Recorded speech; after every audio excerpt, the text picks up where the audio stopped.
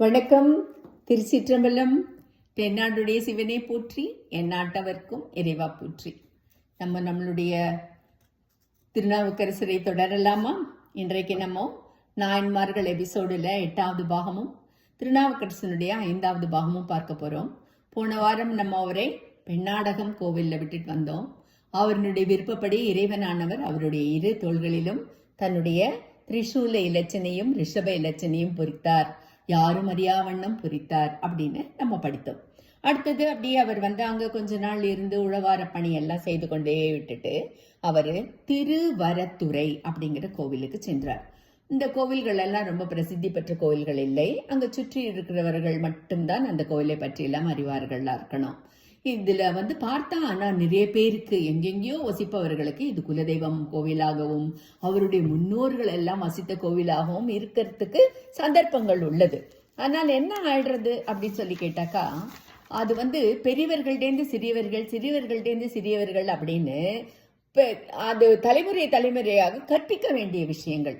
ஆனா நிறைய பேர் அதை செய்வது இல்லை. அவர்கள் ஏதோ ஒரு இடத்துக்கு போறாங்க, அங்க பிழைப்புக்காக போய்விட்டு அந்த பிழைப்புக்கு அந்த ஊர்ல இருந்து கொண்டு அவர்கள் இதெல்லாம் இந்த எண்ணமே அவர்களுக்கு வந்திருக்காது. அதனால அது அடுத்த தலைமுறைக்கு போயிருக்காது. அதோட இல்ல அவர்களுக்கு தங்களுடைய குலதெய்வ கோவில்களே தெரியாததுனால இன்றைக்கு தேடுகின்ற எத்தனையோ வெளிநாட்டில் வாழ்பவர்களை நாம் அறிவோம். இது ஒன்று. சரி, வெளிநாடு மட்டும்தானா என்றால் கிடையவே கிடையாது. வெளி மாநிலங்களுக்கு செல்பவர்கள் கூட அந்த வாழ்க்கையினுடைய அந்த சந்தோஷங்கள், சிறு சிறு அந்த அந்த சுகங்கள் இதிலெல்லாம் மூழ்கி போய் குழந்தைகளை கிராமத்துக்கு கூட்டிட்டு போனதுனால ஐயோ அங்க இருக்கிறதெல்லாம் எங்க குழந்தைகளால முடியாது, எங்க குழந்தைகளுக்கு பிடிக்காது. அப்படியே இருந்தாலும் ஏதோ ஒரு சில பேர் ஒரு கார்லயாவது போயிட்டு அப்படி தலையை காமிச்சிட்டு ஓடிவர்கள் இருக்காங்க. இல்லைன்னா இல்லை, அந்த மாதிரி எல்லாம் பலதும் இருக்கிறதுனால சிறிதாக அப்படியே நம்ம எப்படி குழந்தைல விடுறோம்னாக்கா ஒரு பெரிய மரத்தினுடைய கிளைகள் அவர்கள் எல்லாம். ஆனா அவர்களுடைய அந்த வேர் இருக்கு பாத்தீங்களா, வேரே இல்லாத கிளைகளாக அந்த குழந்தைகள் வாழ்கிறார்கள். என்ன ஆகும் அப்படிங்கிறது நம்மளுக்கு தான் தெரியும். வேற எதுவுமே நம்மளால சொல்ல முடியாது. 50 வருடங்களுக்கு முன்னாடி அந்த மாதிரி கிடையாது. எங்க வசித்தாலும் அவர்கள் வைக்கிற பெயர்கள் என்ன அப்படின்னு கேட்டா, அந்த ஊரில் இருக்கிற அந்த தாயாரினுடைய பெயரோ, பெருமாளுடைய பெயரோ, இல்ல அவர்களுடைய குலதெய்வத்தினுடைய பெயரோ, எப்படியோ ஒருத்தர் கண்டுபிடித்து விடலாம் அப்படிங்கிற மாதிரியான. உதாரணத்துக்கு சொல்லணும்னா, மீனாட்சின்னு பேர் வச்சா, மீனாள்னு பேர் வச்சா, மதுரையை சுற்றி இருப்பவர்களும், இல்லைன்னா இந்த மீனாட்சின்ற ஊர் எந்த கோவில்கள் எல்லாம் மீனாட்சி தாயார் இருக்காளோ அந்த கோவிலை சுற்றி வசிப்பவர்கள் அப்படின்னு அந்த தேடுதலானது பெருசுலேருந்து அப்படியே சின்னதுக்கு சுருங்கி வரும். ஆனா இப்பொழுது அப்படி எல்லாம் இல்லை. இன்றைய காலம் நமக்கே தெரியும். ஆணுக்கோ பெண்ணுக்கோ அந்த ஊரினுடைய பெயரெல்லாம், உதாரணத்துக்கு இன்னுமே உதாரணம் சொல்லணும்னா அந்த திருவல்லிக்கேணியில் வசிப்பவர்கள் எல்லாம் முக்கால்வாசி பார்த்தசாரதி அந்த மாதிரி எல்லாம் பேர் வைப்பார்கள். குருவாயூரப்பன், கேசவன், இப்படி எல்லாம் பல பேர்கள் எல்லாம் நம்ம கேள்விப்பட்டிருக்கோம். இன்றைக்கு எதுவும் சொல்வதற்கு இல்லை. எல்லாமே வைக்கிறது எல்லாமே அவர்களுமே விஷ்ணு சஹஸ்ரநாமம், லலிதா சஹஸ்ரநாமம்னு தேடி நல்ல பெயர்களை தான் வைக்கிறார்கள். அதுல எந்த குறையும் இல்லை. ஆனால் என்ன ஆயிடுறது, அந்த கனெக்டிவிட்டி அப்படின்னு சொல்லுவோம் இல்லையா, அந்த தொடர்பு எல்லைக்கு அப்பால் போய்விடுகிறது. இது கஷ்டம்தான். இது ஒரு வருத்தமான விஷயம். அதனாலதான் அது ஒரு 2 நிமிட பதிவாக மாறிவிட்டது. மன்னித்துக் கொள்ளுங்கள். நம்ம அப்படி திருநாவுக்கரசரை இப்ப பார்க்கலாம். சின்ன சின்ன கோவில்கள் தான் திருநாவுக்கரசர் பாடியிருந்ததுனால நமக்கு அந்த கோவில்கள் இருக்கிறது தெரியறது. அதுல சில கோவில்கள் இன்றைக்கும் அன்றைக்கும் எந்த ஒரு பிரசித்தமாக இருந்ததோ அப்படியே இருக்கு. சில கோவில்கள் இருக்கிறதே தெரியல, டிசப்பியர்டு, அப்படி மறைந்தே விட்டது. சில கோவில்கள் ஒரே ஒரு கால பூஜைக்கு கூட கஷ்டப்படுற கோவில்கள் பலதும் இருக்கிறது. ஆனா நம்ம என்ன பண்றோம், பெரிய பெரிய கோவில்களுக்கு தான் வேண்டிக் கொள்கிறோம். பரவாயில்ல, தப்பே கிடையாது, எல்லாத்தையும் பார்க்க வேண்டும் தான். ஒரு வாட்டி பார்க்கலாம், பாக்கி எல்லாம் இந்த மாதிரியான நம்மளுடைய கோவில்கள் எங்க இருக்குன்னு தேடின்னு போய் அந்த கோவில்களை ஆதரிப்பதுன்றது நம்மளுடைய கடமை அப்படின்னு நினைத்து செய்ய வேண்டும். அவ்வளவுதான். சரி, இப்போ அடுத்ததுக்கு போயிடலாம். நம்ம ரொம்ப பேசக்கூடாது. திருவரத்துறை அப்படிங்கிறது, அந்த திருநெல்வாய் அப்படிங்கிறது ஊரினுடைய பெயரு, அறத்துறை அப்படிங்கிறது கோவிலினுடைய பெயரு. இந்த கோவிலுக்கு இன்னும் பழைய நிறைய பெயர்கள் இருக்கு. என்ன, திருவட்டுரை, திருநெல்வாய் அப்படின்ற பேரு, அறத்துறை என்ற பேர்லயும் இது சொல்லப்படுகிறது. அந்த பெருமாளனுடைய பெயர் ஆனந்தீஸ்வரர், தீர்த்தபுரீஸ்வரர், அறத்துறை நாதர். அம்பாளனுடைய பெயர் ஆனந்த நாயகி, திரிபுர சுந்தரி, அறத்துறை நாயகி. அப்படியாக 10 பாடல்கள் பாடியிருக்கிறார். அங்கேயும் ஒரு பதிகம். நம்ம அதிலிருந்து ஒரு பாடலை இப்பொழுது கேட்போம். புனலொப்பானை பொருந்தலர் தம்மையே, மின்னலொப்பானை விண்ணோரும் அருகிலார், அனலொப்பானை அறத்துறை மேவிய கனலொப்பானை கண்டீர் நாம் தொழுவதே. இப்படியாக ஒரு பாடல் அவர் பாடினார். அதுக்கப்புறமா அங்கே இருந்து அவர் மெதுவாக நடந்து தானே இல்லையா, அதுவும் அவருள் வயதானவர். அவர் மெதுவாக நடந்து திருமுதுகுன்றம், இந்த திருமுதுகுன்றத்துக்கும் ஏகப்பட்ட சரித்திரங்கள் இருக்கின்றன.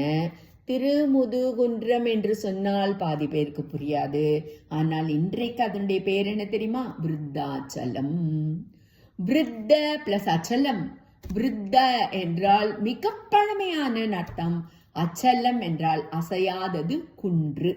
இங்கே குன்றே இல்லை, ஆனா பூமி கடியில எங்க பார்த்தாலும் பாறையாகவே இருக்கிறது. அதனால ஒரு கணிப்பு இருக்கு, அசம்ஷன் என்ன அப்படின்னா, ஒரு காலத்துல இது ரொம்ப பழைய கோவில், பழையது, அந்த மலை பூமிக்கு அடியில் போயிருக்கலாம் அப்படிங்கிறது ஒரு கருத்தாக உள்ளது. சரி, இந்த கோவிலுக்கும் நிறைய உள்ளது. நம்ம கோவில்கள் வரிசையில பார்க்கலாம். இந்த கோவில்ல அந்த காலத்துல இந்த கோவில் இந்த இடத்தை சுற்றி வாழ்ந்தவர்கள் யாருமே காசிக்கு போக மாட்டார்களாம். காசியில என்ன அப்படின்னாக்கா, இறக்கும் அந்த ஆத்மாவிற்கு சிவபெருமான் தன்னுடைய மடியில் அந்த ஆத்மாவை படுத்து வைத்துக் கொண்டு காதில் தாரக மந்திரம் கூறுவாராம். பார்வதி தேவியானவள் தன்னுடைய புடவையால் அந்த ஆத்மாவை விசிறுவாளாம். அப்படியாக அந்த ஆத்மா போய் சேரும். அதையேதான் இந்த கோவிலிலும் சொல்கிறார்கள். அதனால தான் இந்த ஊரில் வசிப்பவர்கள் காசிக்கு போகவே மாட்டார்களாம். இப்படியாக ஒன்று உள்ளது இந்த கோவிலுக்கு. இந்த கோவிலினுடைய இறைவன் பெயர் பழமலைநாதர் விருதகிரீஸ்வரர். இறைவியின் பெயர் பெரிய நாயகி, பாலாம்பிகை, விருத்தாம்பிகை. இந்த பாலாம்பிகை என்ற பெயர் வரத்துக்கெல்லாம் பெயர் காரணங்கள் உள்ளது. நம்ம அதை அப்புறமா படிப்போம். திருநாவுக்கரசர் 10 பாடல்கள் பாடியிருக்கிறார். கருமணியை கனகத்தின் குன்றொப்பானை, கருதுவாருக்கு ஆற்ற எளியான் தன்னை, குருமணியை கோள் அரவ மாட்டுவானை, கொல்வேங்கை அதளானை, கோவணனை, அருமணியை அடைந்தவர்கட்கு அமுதொப்பானை, ஆனஞ்சு மாடியை நான் அபயம் புக்க திருமணியை, திருமுதுகுன்று உடையான் தன்னை, தீவினையேன் அறியாதே திகைத்தவாறே. அவர் அந்த கோவில்ல சில காலம் இருந்து உழவார பணி தன்னுடைய உழவார படையால செய்து கொண்டிருந்தார். பொதுவாகவே சொல்வார்கள், இந்த திவ்ய தேசங்களுக்கெல்லாம் போனாலும் 3 நாள் தங்கணும் அப்படின்னு சொல்வார்கள். 3 இரவுகள் இருக்கணும்னு. நம்ம என்ன பண்றோம், ஒரு பேப்பர் எடுத்துக்கிறோம், அதுல 20 பேர் இருக்கும். அந்த 20 கோவிலினுடைய பேரையும் ஒரு நாள்ல அப்படி போயிட்டு டிக் டிக் அடிச்சுட்டு வந்துடுறோம். தவறில்லை. ஏன்னா சமயம் கிடைக்கணும், பணம் இருக்கணும், பொருள் இருக்கணும். இல்லை என்றால் இதையாவது இறைவன் நமக்கு கொடுத்தானே என்று சந்தோஷப்பட்டு கொள்ளலாம். நாம் வேண்டுமென்று செய்வதில்லை, இருக்கிற நேரத்துக்குள் நம்மளால் முடிந்ததை செய்கிறோம், அவ்வளவுதான். இதையாவது செய்வதற்கு நமக்கு திருவருள் கிடைத்திருக்கிறது, அவ்வளவுதான். அடுத்தது அவர் எங்க போறார் தெரியுமா? மிக முக்கியமான, நான் சொன்னேன்ல அன்றையிலேருந்து இன்று வரைக்கும் பிரசித்தி பெற்ற கோவில்கள் இருக்கின்றன. அதுல ஒன்று, முக்கியமான ஒன்று, தில்லை.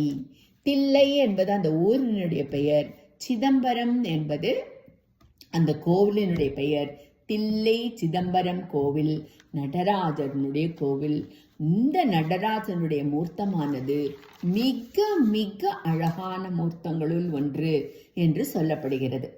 பொதுவாகவே பார்த்தீங்கன்னாக்கா, கோவில் அப்படின்னு சொன்னாக்கா இந்த வைஷ்ணவர்களுக்கு ஸ்ரீரங்கம் கோவில். நான் ஸ்ரீரங்கம் கோவிலுக்கு போயிட்டு வரேன் அப்படின்னு சொல்ல வேண்டியதில்லை.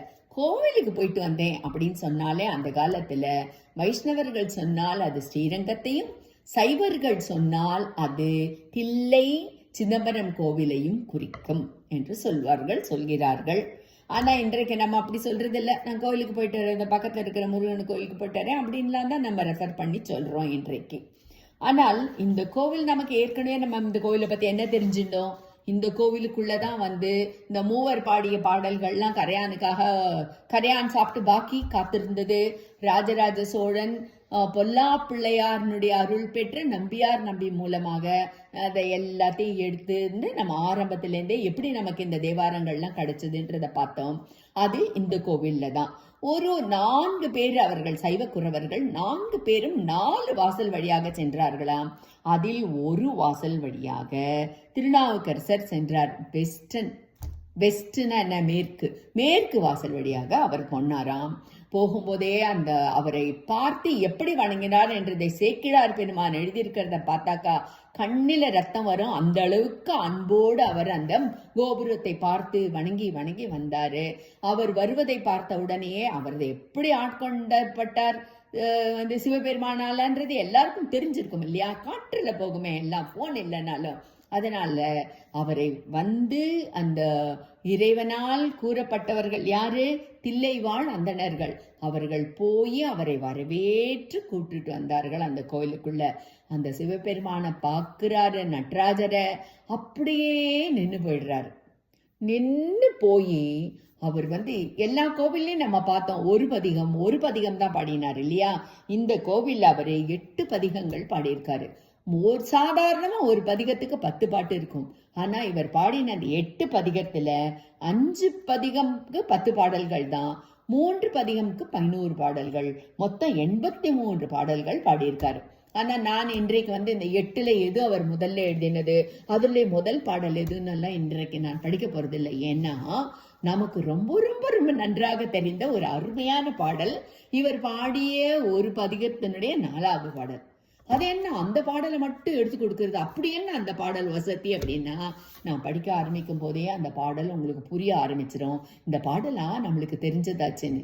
ஒன்று சினிமா மூலமாக சில பாடல்கள் நமக்கு தெரியறது, இல்ல நம்ம அந்த காலத்துல படிச்ச செய்யுள்கள் மூலமாக கிடைக்கிறது. இது எது மூலமாக என்று நீங்களே சொல்லுங்கள் பார்க்கலாம். குனித்த புருவமும் கொவ்வை செவ்வாயின் குமிழ் சிரிப்பும், பனித்த சடையும் பவளம்போல் மேனியில் பால் வெந்நீரும், இனித்தமுடைய எடுத்த பொற்பாதமும் காணப்பெற்றால் மனித்த பிறவியும் வேண்டுவதே இந்த மாநிலத்தே. அவருடைய அந்த குமின் சிரிப்பு, அவருடைய அந்த அழகான புருவம், ஏன்னா ஒரு நடன கலைஞருக்கு உண்டான புருவங்கள் இல்லையா, அந்த புருவம், அப்புறம் வாயில் அந்த குமின் சிரிப்பு, சடையில கங்கை இருக்கிறதுனால பனியோடைய தண்ணீரோட சடை, அப்புறம் உடம்பு அப்படியே எப்படி இருக்கு, பவள மாதிரி இருக்கிற உடம்புல அப்படியே அந்த விபூதி பூசி வெள்ளை வெள்ளையேன்னு இருக்கு. அந்த பொற்பாதம் அப்படி தூக்கி இருக்கிறதெல்லாம் பார்க்கும்போது, நான் ஒரு சைவ சந்நியாசி, எனக்கு கைலாசம் போயிடணும், இறைவனிடத்தில் சேர்ந்து விடணும், அப்படிதான் எல்லாரும் இருப்பார்கள் துருவிகள்லாம். ஆனால் இப்பேற்பட்ட இந்த அழகான நடராஜரை பார்க்க வேண்டும் என்றால் இந்த உலகத்தில் நான் திருப்பி திருப்பி திருப்பி பிறவி எடுக்கவும் தயார் அப்படின்னு பாடப்பட்ட பாடல் இந்த பாடல். இந்த ஏற்கனவே நமக்கு மிக நன்றாக ராகத்தோடையே இந்த பாடல் தெரியும்.